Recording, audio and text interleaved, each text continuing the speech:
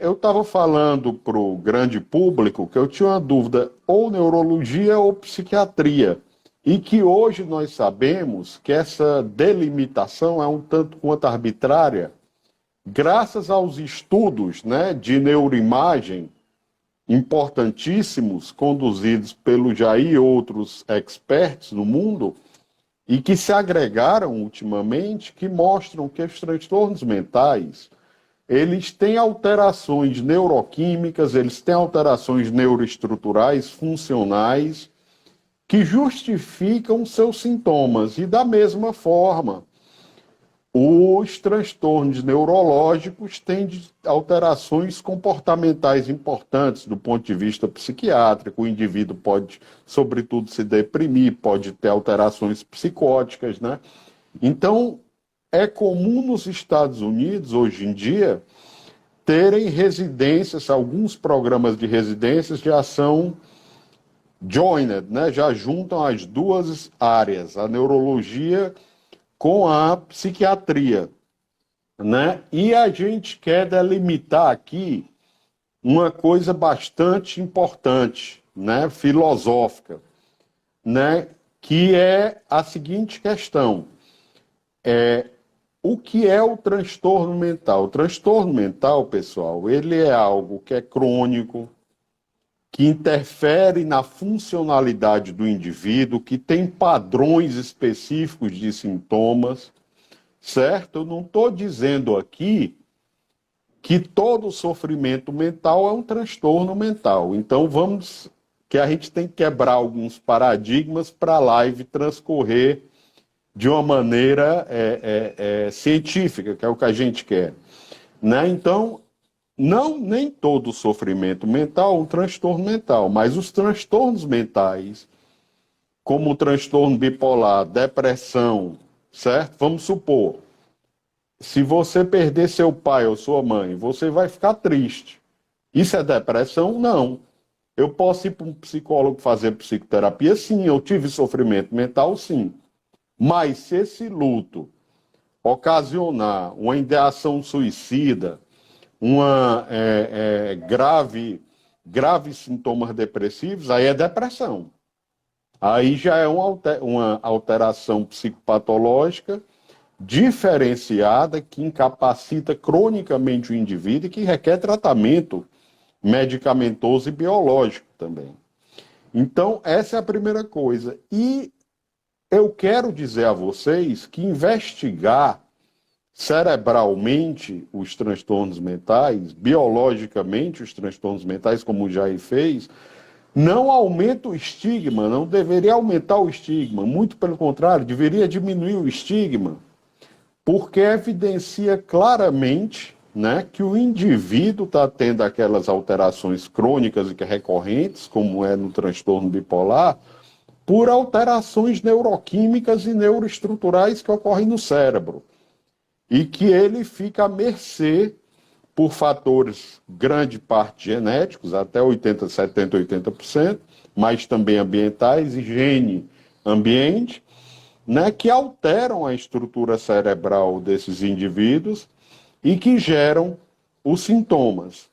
Eu vou me dar ao luxo, eu geralmente não faço isso, de apresentar o Jair, né? O Jair uma pessoa que eu admiro desde os tempos de residente, né? Eu leio os artigos do Jair de neuroimagem, foram pioneiros realmente no estudo da neuroimagem do transtorno bipolar, na caracterização da doença, do que o curso da doença fazia com a estrutura do cérebro.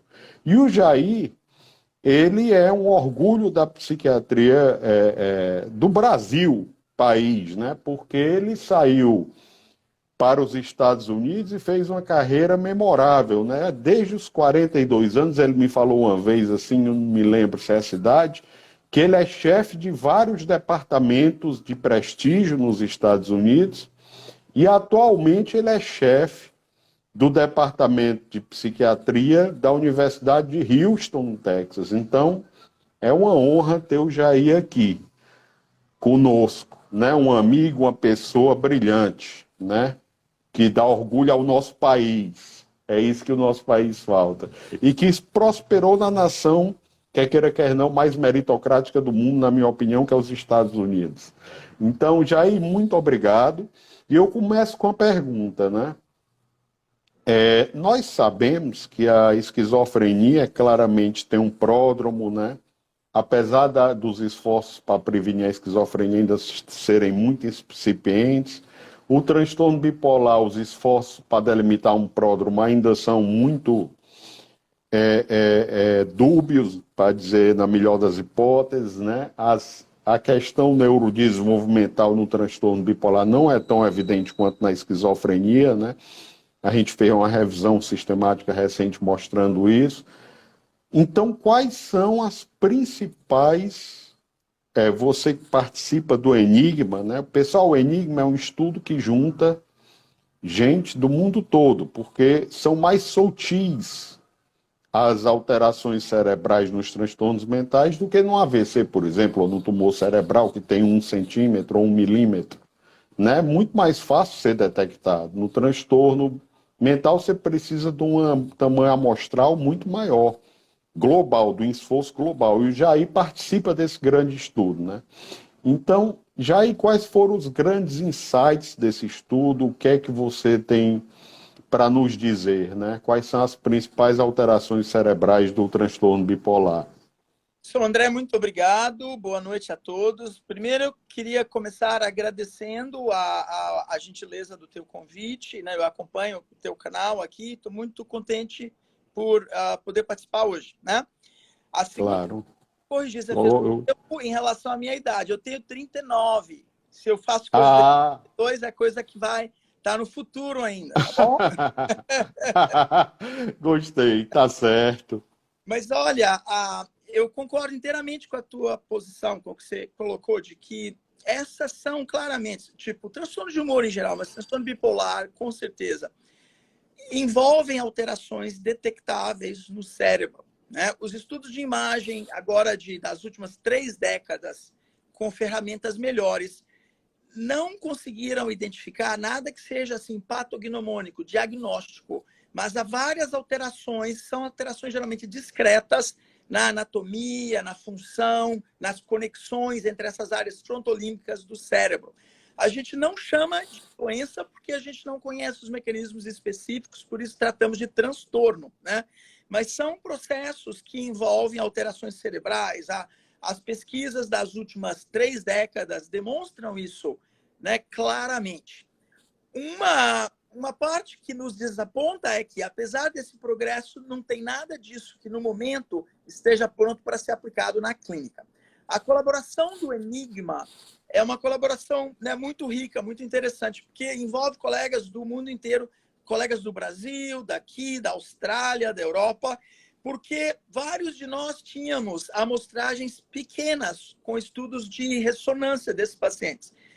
O pessoal que chefia a colaboração do Enigma, né, um colega que chama professor Paul Thompson, que está agora na Universidade da South California, Califórnia do Sul, Universidade do Sul da Califórnia. Eles criaram uma metodologia que nos permite harmonizar e analisar essas imagens que foram adquiridas de vários centros ao longo do mundo, nos possibilitando uma casuística muito maior do que de outra forma a gente teria, né? Por estudos geralmente menores, envolvendo um serviço ou dois serviços. Então, isso foi um avanço importante. O que esses estudos nos mostram? De novo, confirmam muitas dessas alterações que os estudos individuais com casuísticas menores tinham sugeridos, né? Mas é uma confirmação mais robusta porque vem de uma casuística muito maior. O paciente com transtorno bipolar tem um certo nível de alteração mais geral no cérebro, principalmente os pacientes à medida que passam da 4ª, 5ª década de vida, e os que têm, né, quadros assim mais crônicos ou episódios mais repetitivos, principalmente de mania. Tem literatura que sugere que a mania seja mais tóxica ao cérebro até do que a depressão, né? Então, esse estudo, a primeira coisa, documenta essa alteração mais global, discreta no cérebro. Pode ser um certo nível de atrofia, pode ser alguma coisa que tem a ver com neurodesenvolvimento também, porque estudos com crianças e adolescentes com transtorno bipolar também detectam essas alterações. Além dessas alterações mais globais do cérebro, tem também alterações regionais no tamanho, alterações discretas do tamanho de certas estruturas do cérebro, como, por exemplo, a amígdala, né, que é a estrutura importante do lobo temporal médio, o hipocampo, partes do lobo frontal, principalmente uma parte, né, do giro do cíngulo, a parte mais anterior, que está muito relacionada com... É uma área que Motivação. tem tensas, isso, com o lobo temporal médio, com as partes límbicas do cérebro, e muito relacionada com motivação, controlar as nossas emoções, os nossos desejos, os nossos impulsos, né? Então, tem alterações anatômicas discretas, alterações na conectividade entre essas regiões, e com técnicas que permitem fazer estudos neuroquímicos, há também, né, alterações detectáveis, consistentes, que sugerem alterações discretas nesses circuitos, né? Então, isso é algo que é reproduzível, demonstrado por vários centros, né, ao redor do mundo, mas a turma do Enigma nos trouxe juntos num estudo com uma casuística maior que nos dá dados mais robustos, né, por essa razão. E pessoal, a gente sempre gosta de correlacionar com a clínica, né? O Kraepelin, que é o pai da psiquiatria moderna, não é o Freud, né, como muitos pensam, é o Kraepelin, Emil Kraepelin, alemão. Ele dizia que o indivíduo psicótico, né, a gente já falou isso em outras lives, mas custa, a repetição é que gera o conhecimento, né, a informação. Ele dizia o seguinte, que teve psicose, quer dizer, perda do contato com a realidade, delírios persecutórios, agressividade, ou era demência precoce, esquizofrenia, que a gente chama hoje, ou era insanidade maníaco-depressiva, que seria o transtorno bipolar tipo 1, né, que é só um tipo de transtorno bipolar, né? E com o tempo, tanto os achados de neuroimagem quanto os estudos, sobretudo da genética molecular, mostraram que há semelhanças enormes entre esses dois transtornos e que eles não são dicotomizados, né? Importante também é que o Enigma, ele não conseguiu demonstrar com clareza uma diferença entre o transtorno bipolar tipo 1, tipo 2 e o transtorno bipolar sem outra especificação, né? De acordo com o DSM-4. Não conseguiu demonstrar diferenças claras nesses três grupos, né? Mas conseguiu evoluir de uma maneira extremamente, como já enfatizou, robusta, né? Que o transtorno bipolar é realmente um transtorno biológico, né?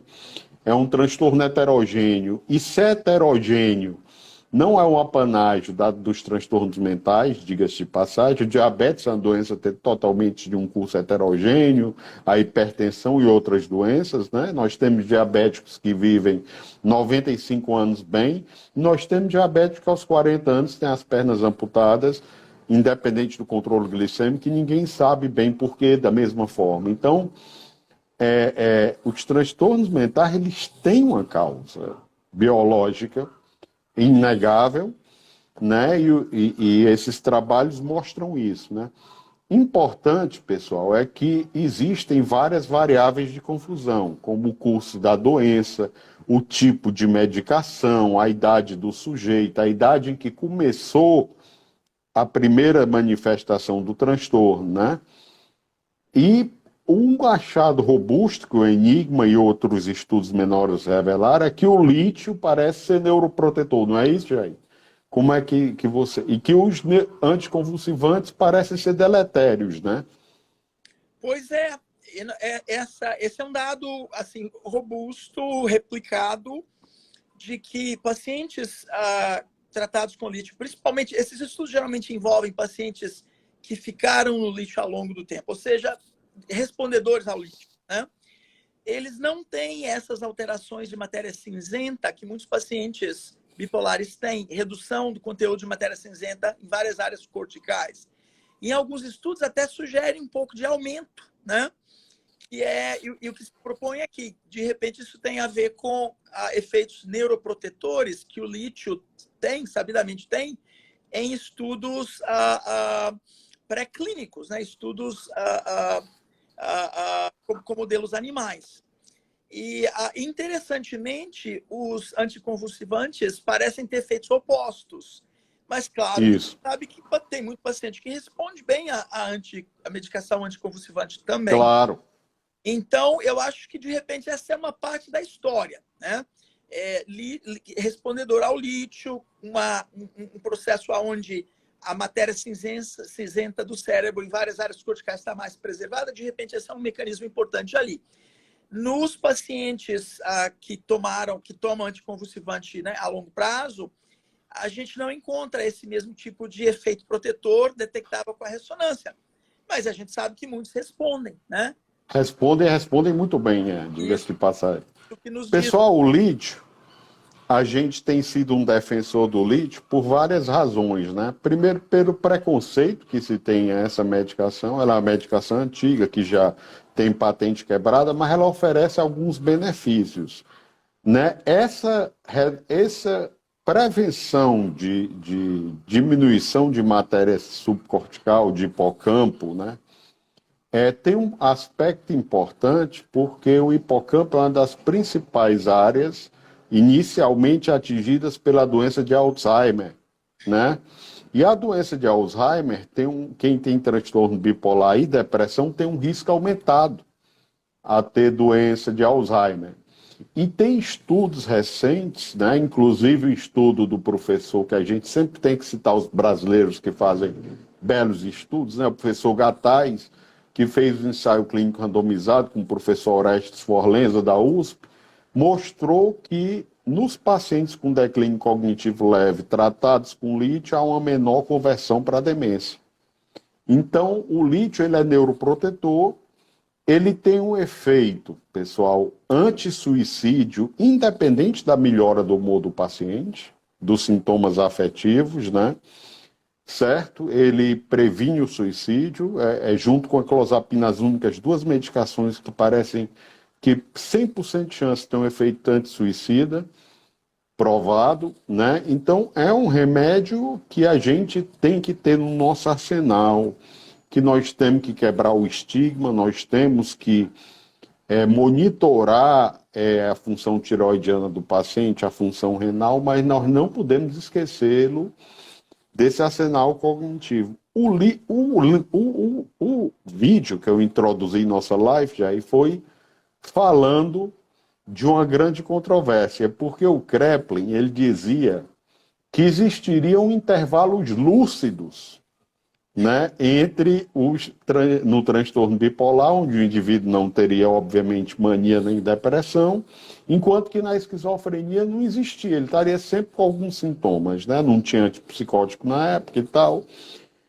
Mas nós sabemos hoje, né, inclusive a gente é de uma liga internacional que estuda cognição e transtorno bipolar, nós sabemos que o transtorno bipolar, o indivíduo, mesmo sem sintomas, ele pode ter déficit de atenção, déficit de memória recente, pessoal, déficit de concentração, déficit de memória emocional.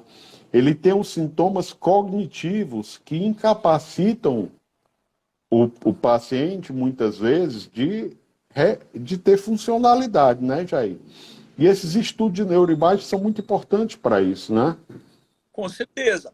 E esse conhecimento relativamente recente dos últimos poucos anos, de que mesmo quando eutímicos, se a gente fizer uma testagem cognitiva, né, mais cuidadosa, esses pacientes apresentam alteração em vários aspectos da neurocognição, função executiva, memória, atenção e Perfeito. manejamento de emoções. E uma coisa que se propõe é que, de repente, essas alterações neurocognitivas sejam muito importantes para justificar, para explicar o fato de que muitos desses pacientes, apesar de estarem assintomáticos, não recuperam a função que tinham antes de desenvolverem o transtorno. Então, uma parte pode ser essas alterações discretas cognitivas que têm que ser testadas mais especificamente, né, para que a gente documente e veja. E também uma outra área importante são sintomas residuais depressivos. Essas Perfeito. duas causas importantes de alteração na funcionalidade, ou seja, a pessoa não está mais deprimida, não está em mania, não, né, não tem sintomas mistos, mas não consegue funcionar do jeito que funcionava. Não dorme bem, tem sintomas que não são suficientes. Pessoal, o sintoma residual é aquele sintoma que não é suficiente para dizer que está em depressão, mas que incapacita. Por exemplo, não dormir bem, né? A insônia como sintoma da depressão, né? É claro que esse indivíduo vai ter uma funcionalidade menor, né? Junto com o sintoma cognitivo, né? Então é muito importante a gente entender que o objetivo, que o tratamento do transtorno bipolar, ele é um tratamento, a gente até escreveu um livro com o professor Vieta, que é o colega mais citado do assunto no mundo, né? Há vários anos, da década, né? É o grande expert em transtorno bipolar, o nosso guru, creio que do Jair também.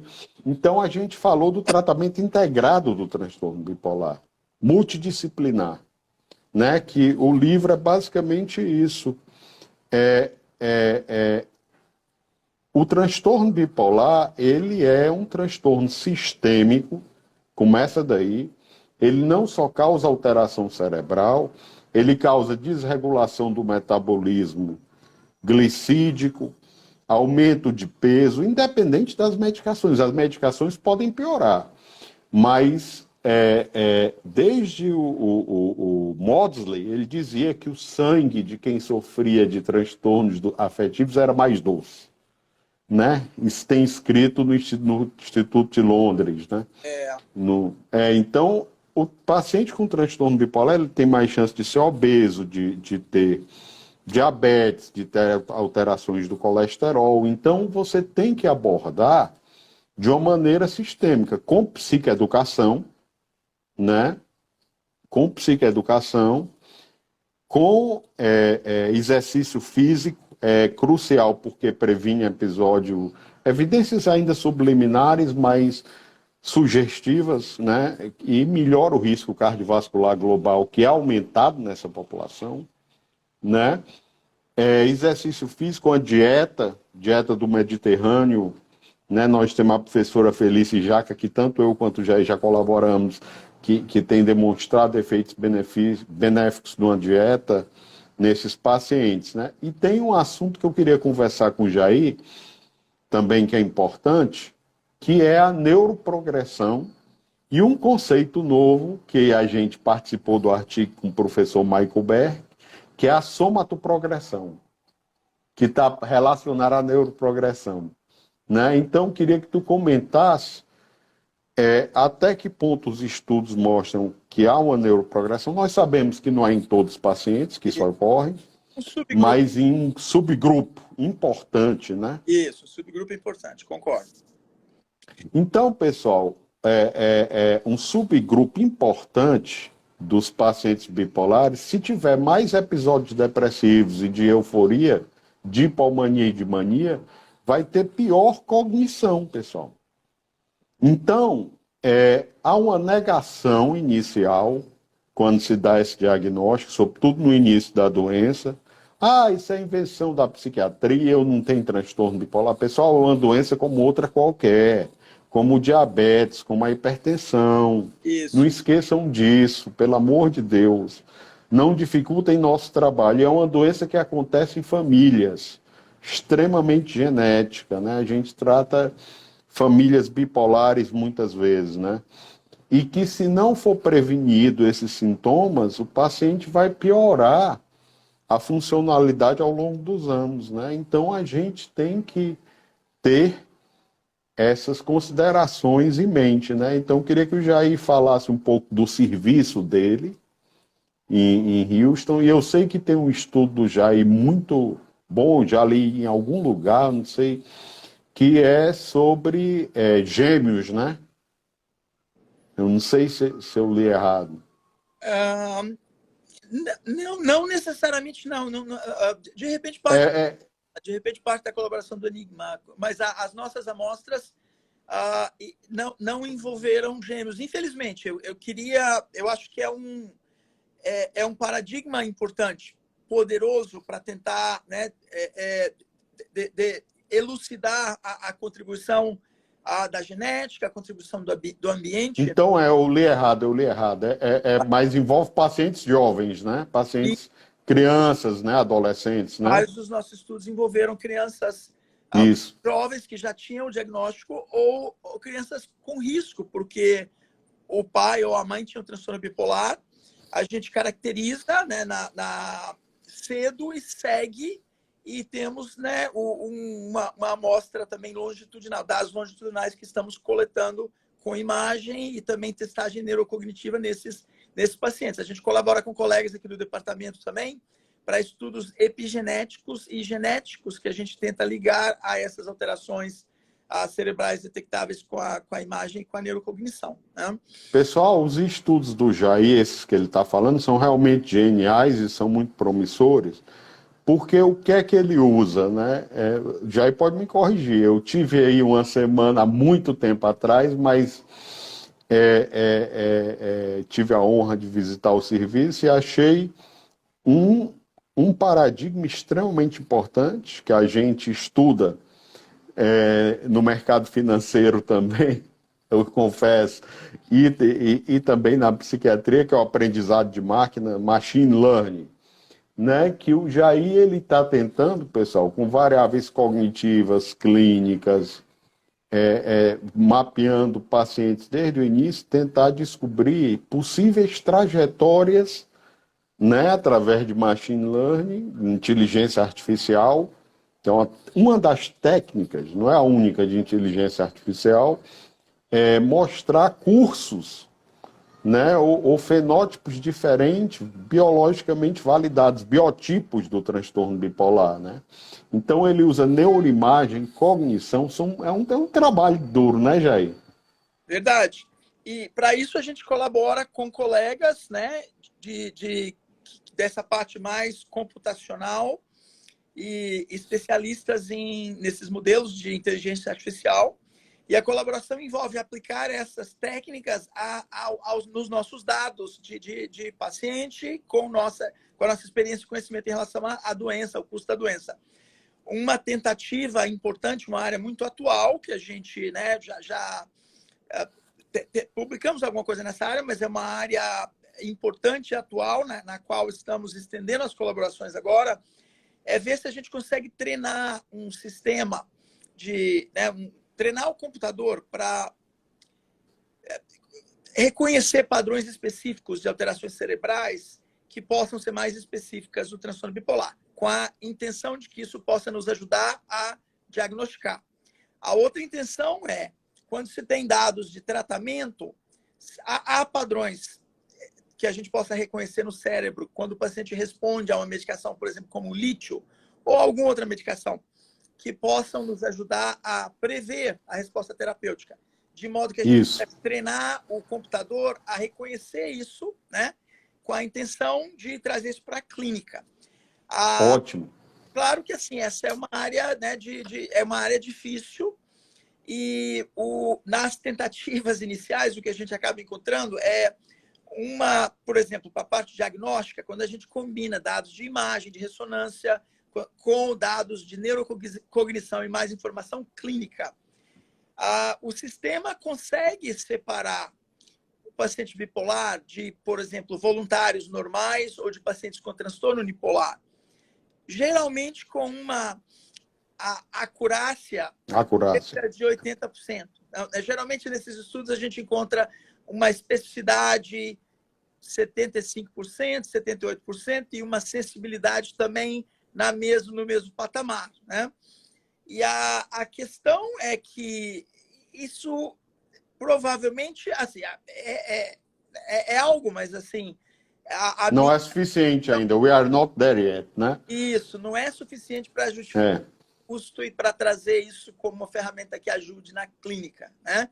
Exato. E colegas têm tentado isso também para esquizofrenia, outros transtornos, o que eu falo, olha, né, um clínico bom, conversando por meia hora com esses pacientes, vai ter certamente para diferenciar, né, o paciente bipolar de voluntários normais, mais alta que isso, né? Tem um custo também. A entrevista clínica leva tempo e é o custo profissional, da mesma maneira que tem o custo da ressonância, né? Mas essas são questões que o nosso campo discute e, por exemplo, em outras áreas da medicina, qual que é a acurácia que você precisa de um teste para que se justifique o uso desse teste, né? Mas Isso.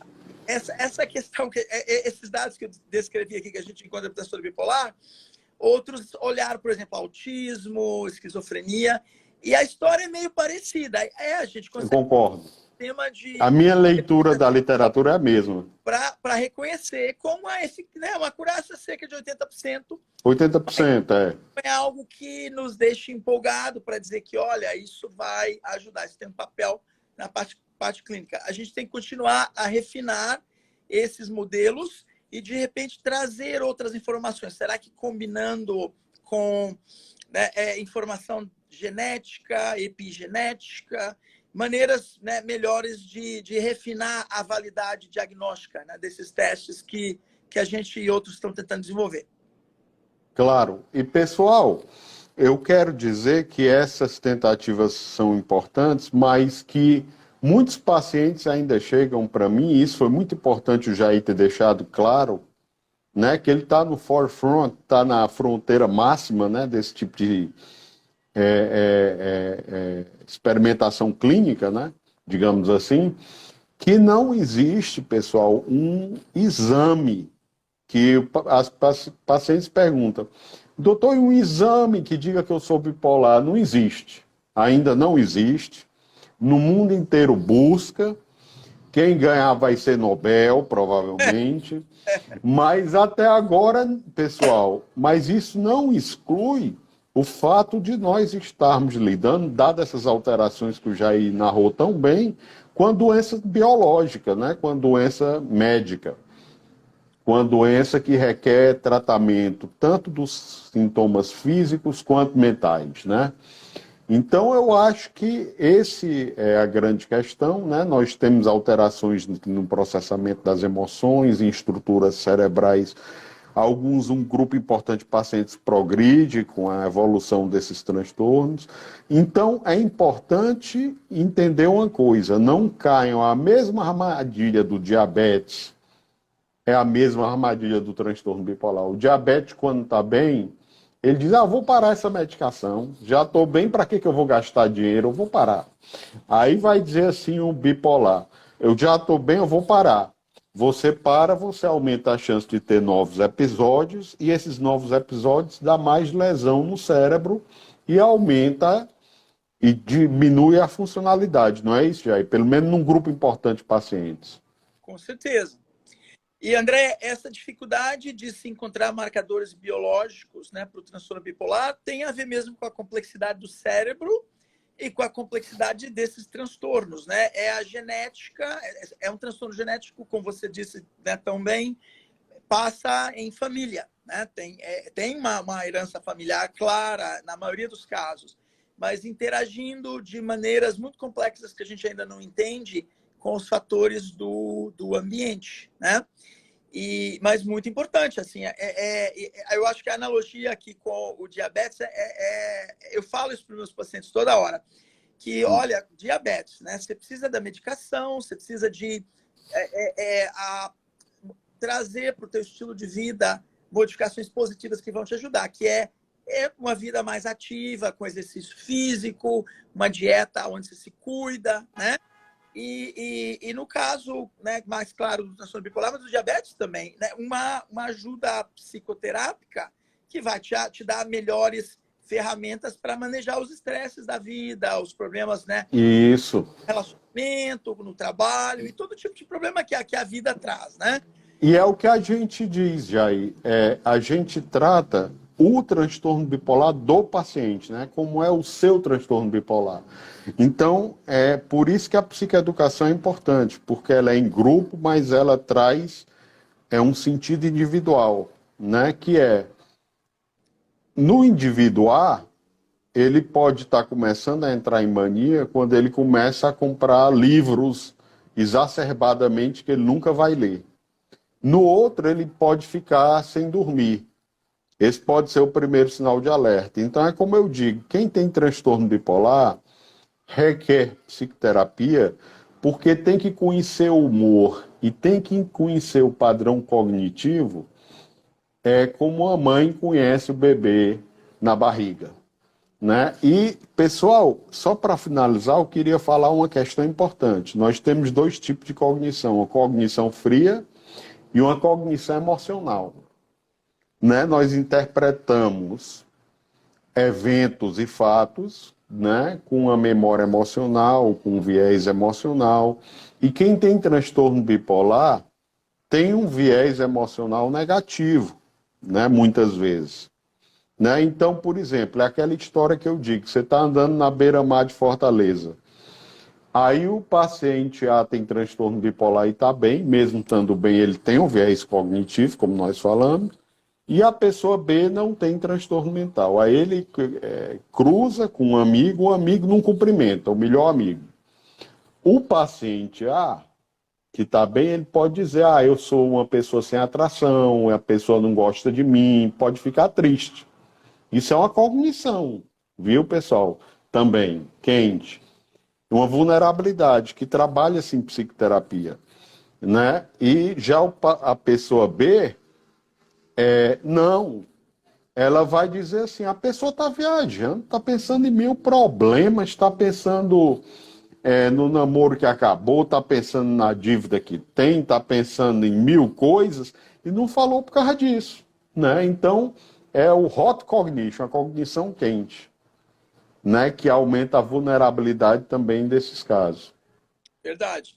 André, você mencionou Fortaleza, nós vamos estar visitando tua terra aí essa semana agora para o Congresso Brasileiro de Psiquiatria. Tô feliz. Eu estarei presente e será uma honra lhe dar um abraço. Já faz um tempo que eu não visito, então estou satisfeito de poder ir. Tá ótimo. Pessoal, então acho que nós abordamos o tema da melhor maneira possível, também com o Jair não era de se esperar nada menos do que isso. E eu gostaria mais uma vez de agradecer a participação de vocês todos.